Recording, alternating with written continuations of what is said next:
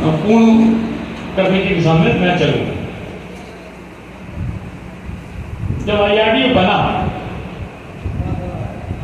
भारतीय जीवन बीमा निगम उससे पहले से है, को बंद कर तो मैं लेके आओ।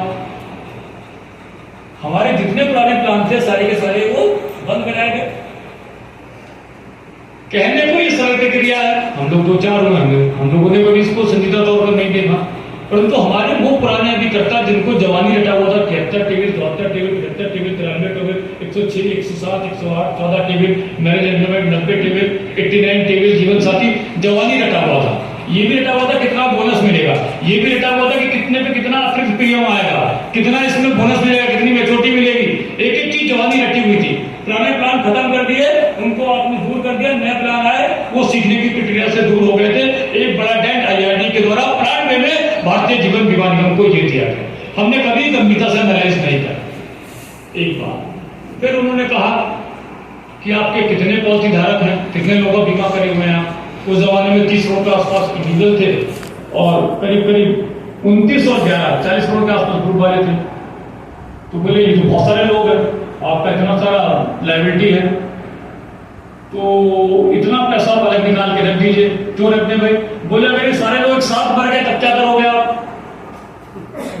कोई इतना बड़ा भूकंप आ जाए कि भारतीय जीवन बीमा निगम के जितने पॉलिसी धारक हैं ये सारे के सारे मर जाएं, तो इनका पैसा कहां से दोगे आप एक साथ? हमने कहा भाई एक साथ नहीं मरते हैं। बोले नहीं, अगर मर जाए तो इतना बता रखो भाई, तो देगा कौन? बोले हम, मतलब ये मर जाएंगे तो बचे रहोगे। 40 करोड़ लोग तो मर जाएंगे उस भूकंप में, ये बचे रहेंगे IRD के चेयरमैन गवर्नमेंट ऑफ इंडिया। तो उन्होंने कहा इतना पैसा लगा दीजिए। उसका परिणाम क्या हुआ? तो पैसा हम निवेश किया, उस पैसे से जो हमको लाभ होता था उससे हम बोनस के रूप में वितरित करते थे, वो सरकार को देते थे, उसके ऊपर एक डेंट आया। तो हमको कमजोर करने का हर प्रयास समय समय पर IRD के द्वारा किया। हमने कभी इतनी चीजों को अच्छे से एनालाइज करने का काम नहीं किया। और आज भी IRD जो कर रहा है, गवर्नमेंट ऑफ इंडिया जो कर रही है, वो सारे कदम वही उठा रही है कि जो हमको कमजोर कर रही है, जो हमको स्थिर कर रही है।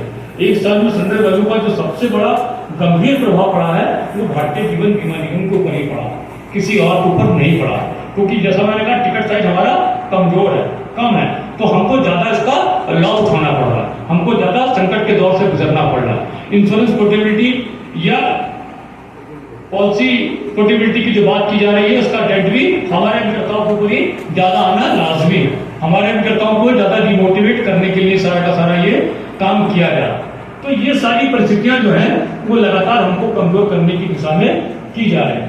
और 2013-14 से लेकर 2023-24 के बीच में जो इन्वेस्टमेंट का पैटर्न है, जो सेविंग का जो पैटर्न है, या जिसको कहें कि नेट फाइनेंशियल सेविंग का जो पैरामीटर है, उसमें भी जो ज्यादा बदलाव आया है वो यह आया कि पेंशन फंड में लोग ज्यादा पैसा निवेश कर रहे हैं, क्योंकि इनसिक्योरिटी ज्यादा बढ़ी है, कोविड के बाद से बढ़ी है। और उसके बाद सरकार ने जब अपनी सामाजिक सुरक्षा को खत्म कर दिया, 1 अप्रैल 2010 से भारतीय जीवन बीमा में पेंशन नहीं है ना, हम लोग डिमांड कर रहे हैं कि NPS को खत्म करके OPS को लाया जाए। तो बीच में उन्होंने झंझना दिया UPS का, परंतु वो एक सामाजिक सुरक्षा नहीं देना चाहते हैं, पेंशन नहीं देना चाहते हैं।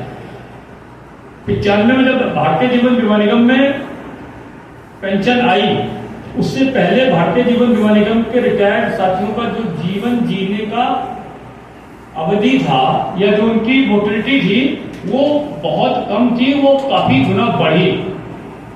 कुछ पुराने साथी ये बताते हैं कि जिस दिन मंडल कार्यालय में उन लोगों को पेंशन लेने के लिए आके फॉर्म भरने का काम करना था, उनके घर वालों ने, मतलब मैं उस समय LIC में 4 साल की नौकरी हुई थी, मैं इतना अच्छे से अपने आप को उनके साथ समावेश नहीं कर पाया था, मेरी पोस्टिंग भी शाखा में थी, पर मंडल कार्यालय के पुराने साथी बताते थे कि उनके घर वालों ने, जिसे कहते हैं ना कि शादी से पहले बच्चे को तैयार करना, हल्दी लगाना, वो करा के कोट वोट पहना के, टाई पहना के रिटायर्ड लोगों को इस प्रकार से तैयार करके भेजा था।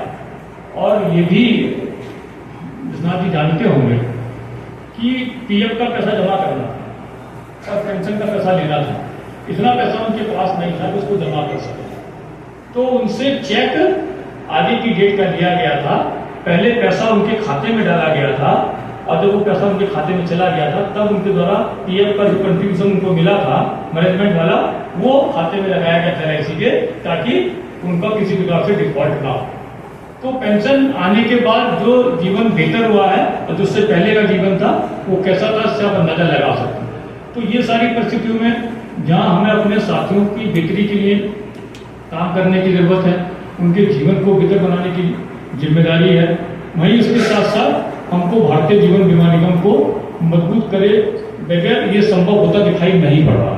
तो ऐसी परिस्थितियों में जो सरकार की हर नीति हमको कमजोर कर रही है, हमारे हर विषय को, हमारे हर आंदोलन को, हमारे हर स्ट्रगल को, हमें नहीं पता यहाँ बीडीआईए के पदाधिकारियों का क्या अनुभव है, परंतु आज के समय में पिछले कई वर्षों से हम ये अनुभव कर रहे हैं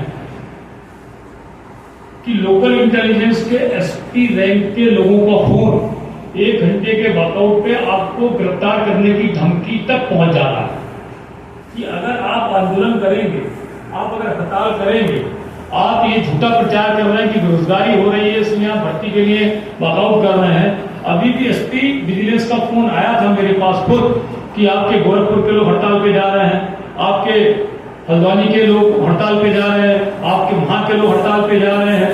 तो हमने कहा वही नहीं, पूरे हिंदुस्तान के लोग हड़ताल पे जा रहे हैं क्योंकि ये सच्चाई और आपके बच्चे को रोजगार मिले इसलिए हड़ताल कर रहे हैं। आपको गिरफ्तार करना, गिरफ्तार कर लीजिए, हम वॉकआउट पे जाएंगे क्योंकि हम किसी भी दौर में पीछे नहीं हटे हैं। मिसेज गांधी ने हमको कमजोर करने की कोशिश करी, तब भी ऑल इंडिया इंश्योरेंस